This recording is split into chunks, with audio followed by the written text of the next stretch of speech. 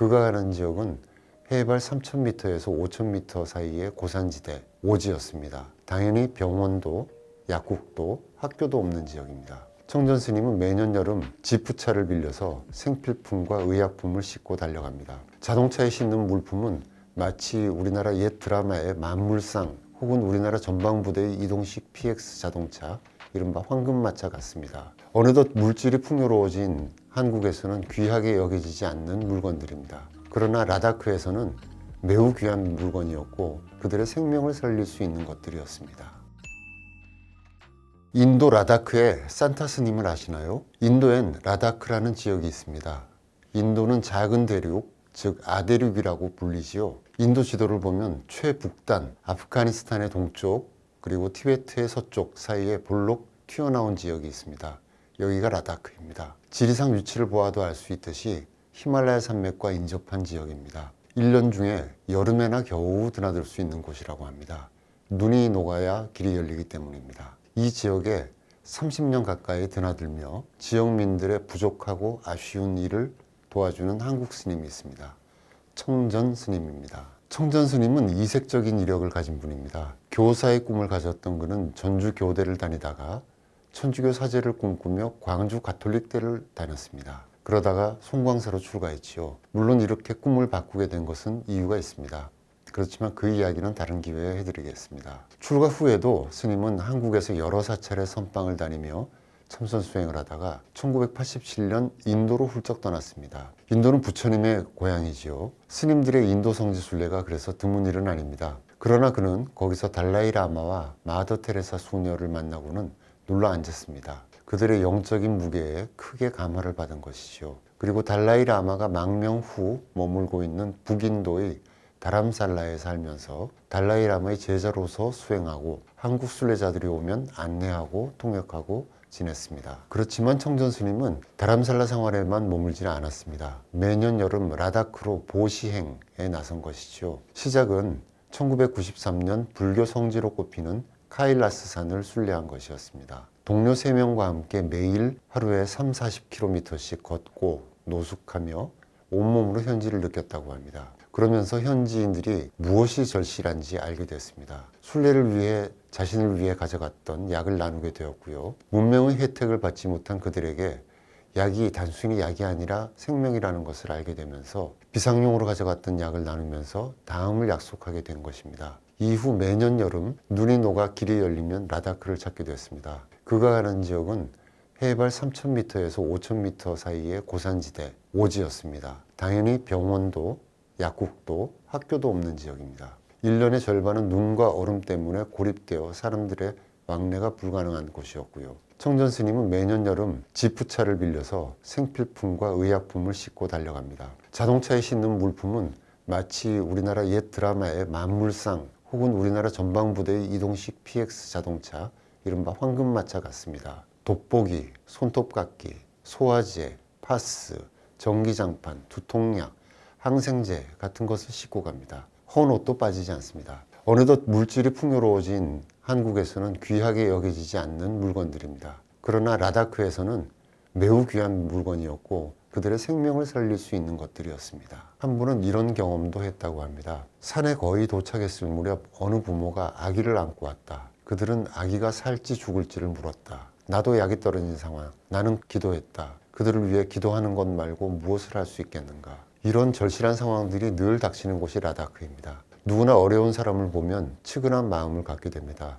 그리고 돕고 싶은 마음도 일어납니다. 그러나 그 일을 한두 번, 1, 2년이 아니라 20년, 30년씩 계속하는 것은 차원이 다른 일입니다.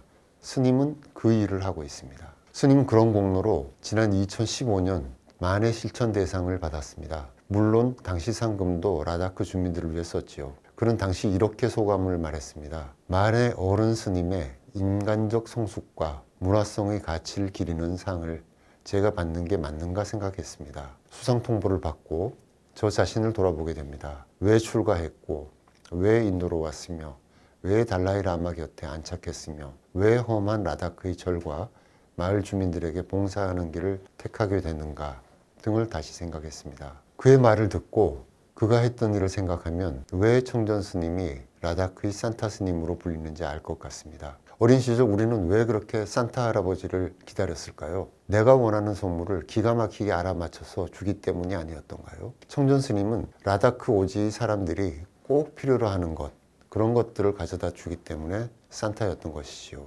2015년 만해 실천대상 수상 당시 인터뷰에서 스님은 오랜만에 귀국해서 건강검진을 받았더니 영양실조라고 하더라 면서 웃었습니다. 아닌 게 아니라 스님은 너무 말라 보였습니다. 지금도 그렇습니다. 당시 주변에서도 이제 그만 귀국하시라는 요청이 빗발쳤습니다. 이후 스님은 2018년 말 귀국해서 강원도 영월에 거처를 마련했습니다. 그러나 영구 귀국은 아니었습니다. 지금도 봄, 가을에만 영월에 머물고 여름엔 라다크, 겨울엔 다람살라로 넘어가 인도에서 생활하고 있습니다.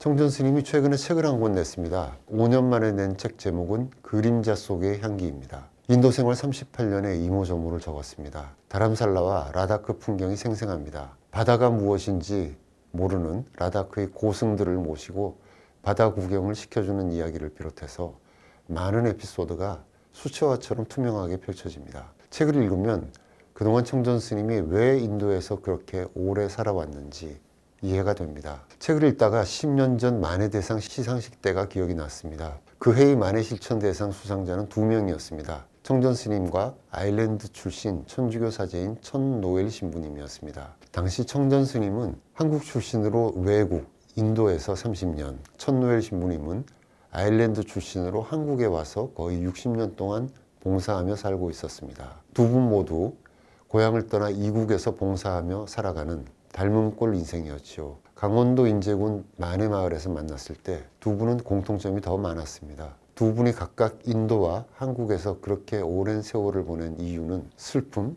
혹은 연민이었습니다. 당시에 청전 스님은 라다크의 한 할머니에게 우리식으로 오래 사시라고 했더니 지금까지 살아온 것도 너무 힘들었다면서 눈물을 쏟더라고 했습니다.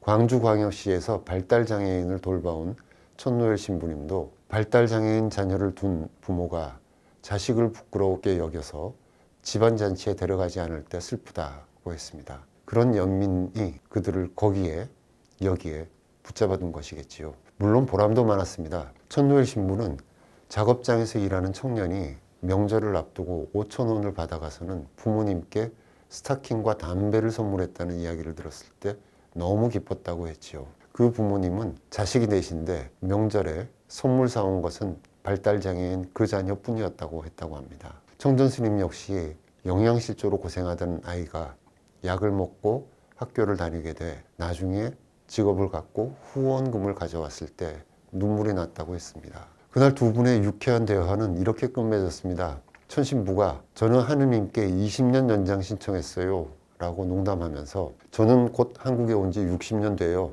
그러니까 스님은 앞으로도 30년은 더 인도에 계셔야죠 라고 하면서 웃었습니다. 그렇게 20년 연장 신청했다던 아일랜드 사나이 천노엘 신부님은 지난 6월에 93세를 일기로 고향 아일랜드에서 선종했습니다. 유언에 따라 그의 유해 일부는 아일랜드에 그리고 제2의 고향인 광주의 일부가 봉안됐습니다. 문자 그대로 뼈를 묻으신 것이죠. 천신부님은 20년 약속 중 10년 만에 가셨지만 청전 스님은 30년 약속을 다 채우시려는 것일까요? 청전 스님은 그로부터 10년이 지난 오늘도 라다크를 누비고 있습니다. 한국에 와서 봉사하고 희생한 외국 종교인들을 보면서 정말 뼈를 묻기 위해 왔구나 라고 느낀 적이 많습니다. 실제로 한국에서 별세에 묻힌 분들도 많고요. 이태석 신부님의 삶이 큰 감동을 준 것은 우리 종교인이 험한 아프리카 오지에서 그 같은 사랑과 희생을 보여주었기 때문이 아닐까 합니다. 청전 스님도 여기서 물건을 보내는 것이 아니라